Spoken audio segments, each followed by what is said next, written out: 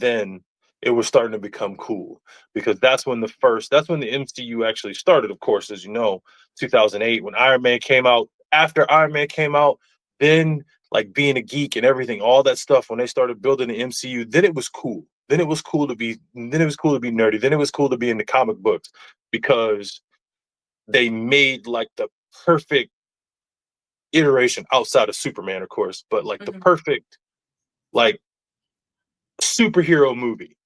They started it there, and then it was like, oh yeah, and then Iron Man was this.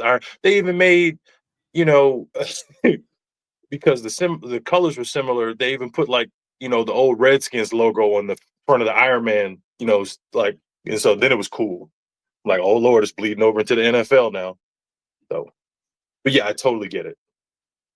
And the fact that you are now living out your nerd dream, because you are in several Marvel projects, not just like Guardians of the Galaxy. You are the stuntman for Dave Bautista, but you have also done Luke Cage. You've done like Jessica Jones. Like Marvel loves you.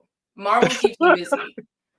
Oh, So it's been a blessing. It's been a blessing. I wasn't too familiar with Jessica Jones to begin with. I was familiar with Luke Cage, definitely not familiar with Jessica Jones.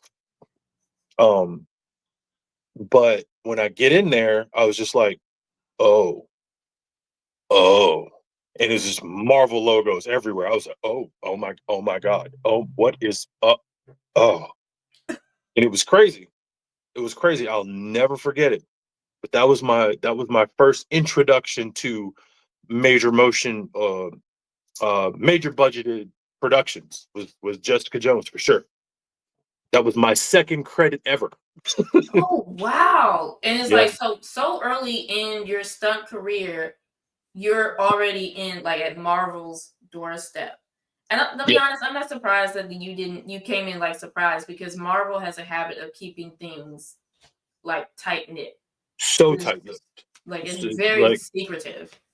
Fort Knox with all their stuff. Seriously. And you better not tell anything before anything is released, because you will get blacklisted so fast.